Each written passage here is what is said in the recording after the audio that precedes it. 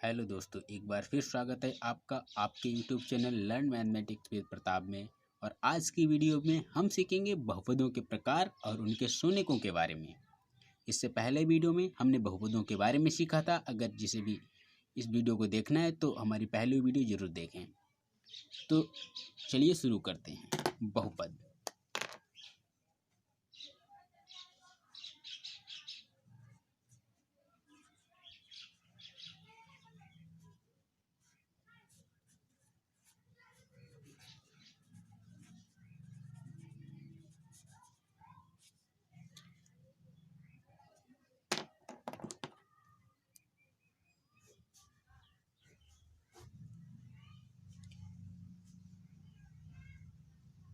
बहुपद के प्रकार सीखेंगे।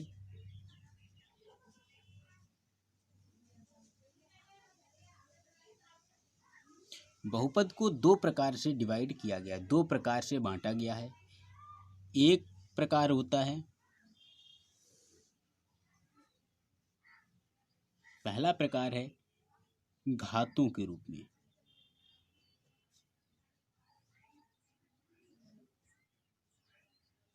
और दूसरा प्रकार है पदों के रूप में।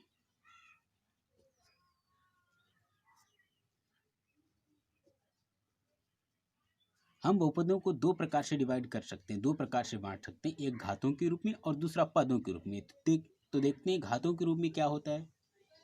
घातों के रूप में क्या करते हैं, हम घातों के आधार पर बहुपदों का विभाजन करते हैं, और पदों में हम क्या करते हैं, पदों के आधार पर क्या करते हैं, बहुपदों का विभाजन करते हैं। अब घातों के आधार पर किस प्रकार के बहुपद होते हैं, जैसे सबसे पहला आता है हमारा रैखिक बहुपद।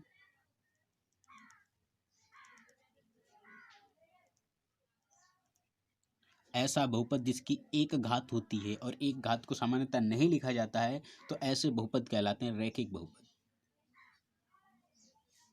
या एक घात वाले।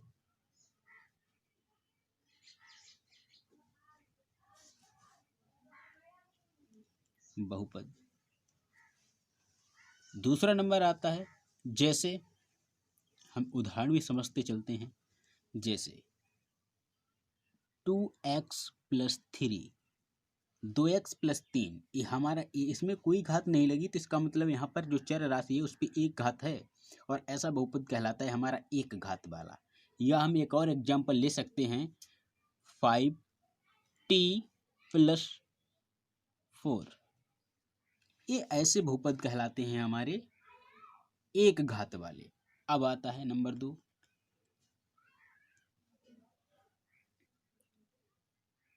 द्विघातीय बहुपद।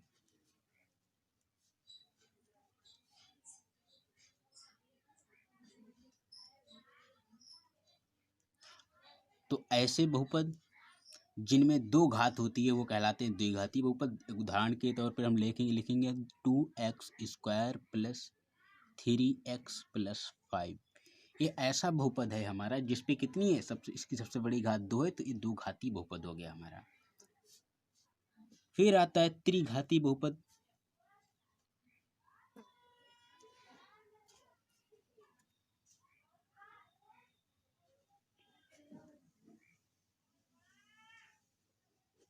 तो ऐसे बहुपद जिनकी सबसे बड़ी घात 3 होती है वो कहलाते हैं त्रिघाती बहुपद।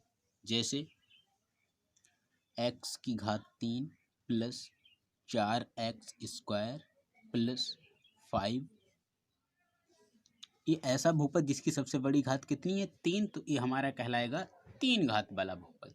इसी प्रकार से जिसकी घात 4 होती है वो 4 घात वाला होता है, 5 होती है वो 5 घात वाला होता है। इस प्रकार से हम क्या करते हैं, आगे और विभाजन करते जाते हैं, लेकिन हमें जो पढ़ना है वो हमारा 3 घात वाला ही बहुत है, बस इतना ही है सिलेबस में। अब हम दूसरा प्रकार देखते हैं, पदों के रूप में इसे कैसे विभाजित किया जाता है। तो पदों में जैसे पहला है हमारा एक पदी बहुपद।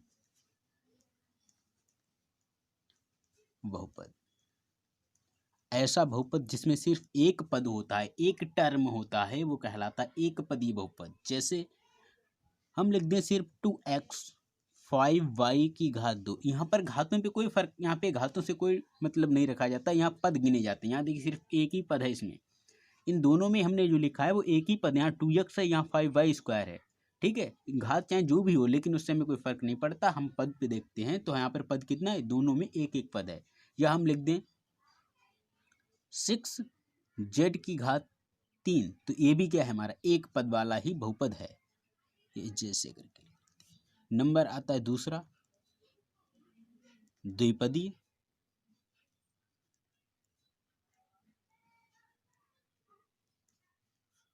बहुपद, तो ऐसा बहुपद जिसमें दो पद होते हैं वो दोपदीय बहुपद कहलाता है। यहाँ पर हम घातों पे ध्यान नहीं देते, जैसे 2x + 3, यहाँ पर देखिएगा, यहाँ पर इसमें हमने देखा था घातों के रूप में, तो यहाँ पर देखिए रैखिक है लेकिन इसमें पद दो हैं तो ये दोपदी बहुपद कहलाएगा।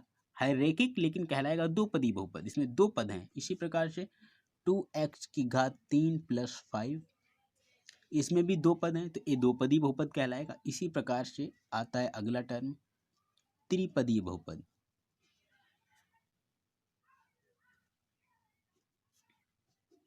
तो ऐसा बहुपद जिसमें 3 टर्म होते हैं वो कहलाता है त्रिपदीय बहुपद।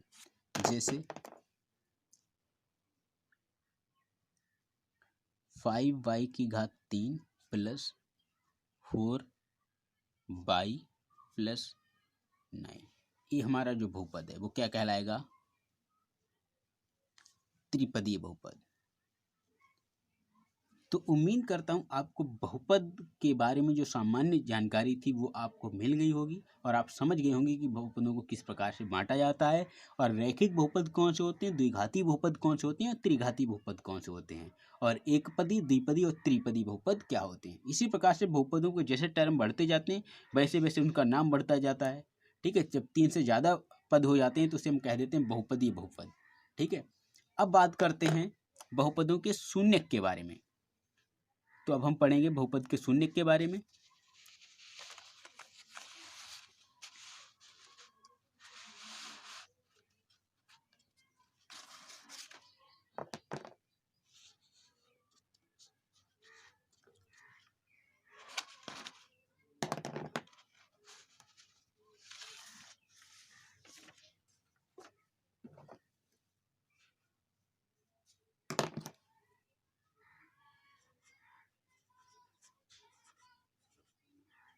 बहुपद का शून्यक क्या होता है, ये भी बहुत महत्वपूर्ण जानकारी है जो सामान्य जानकारी है और इसके बिना हम आगे नहीं बढ़ सकते। तो जो शून्यक होता है बहुपद का वो क्या होता है, तो हम इसे एक एग्जाम्पल के माध्यम से समझ लेंगे तो ज़्यादा समझ में आएगा। जैसे हमें एक बहुपद दे रखा है px बराबर 2x + 3, ये हमारा बहुपद दे रखा है और इस बहुपद का शून्यक का तात्पर्य है कि इस बहुपद का अगर हम x का क्या मान रख दें कि ये बहुपद शून्य हो जाए।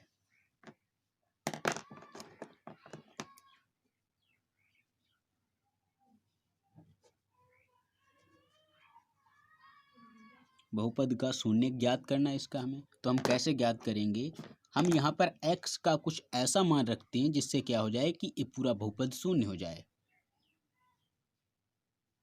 तो हम मान लेते हैं, माना जो px बराबर क्या है वो 0 है, हम इस बहुपद को ही शून्य मान लेते हैं। तब क्या हो जाएगा, तब हो जाएगा 2x + 3 बराबर 0 या शून्य। अब देखिएगा अगर 2x + 3 बराबर 0 है तो 3 को उधर लेके जाएंगे तो 2x बराबर हो जाएगा -3, तो x बराबर हो जाएगा -3/2। तो जो x का मान आया -3/2, यदि ये हम इस बहुपद में रख दें तो px का मान शून्य हो जाएगा और ये क्या कहलाएगा, हमारा शून्य कहलाएगा। और इसका एक मतलब और होता है, जैसे हम कहते हैं कि अगर कोई जब हम ग्राफ बनाते हैं तो वो ग्राफ x अक्ष को किस बिंदु पर काटता है, जिस बिंदु पर x अक्ष को ग्राफ काटेगा वह बिंदु ही उसका शून्यक कहलाएगा। नहीं बात समझ में आई? चलिए मैं समझाता हूँ आपको एक और एग्जांपल लेके। जैसे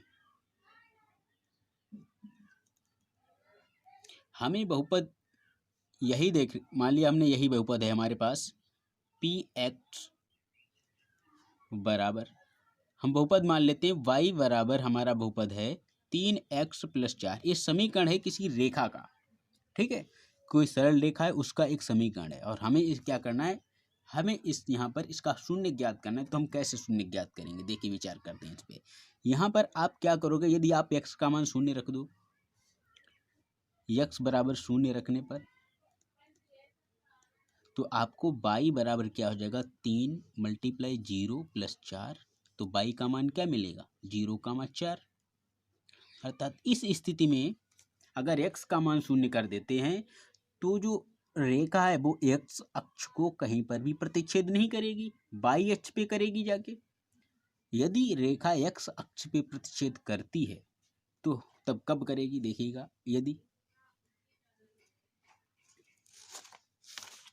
यदि हम क्या कर दें,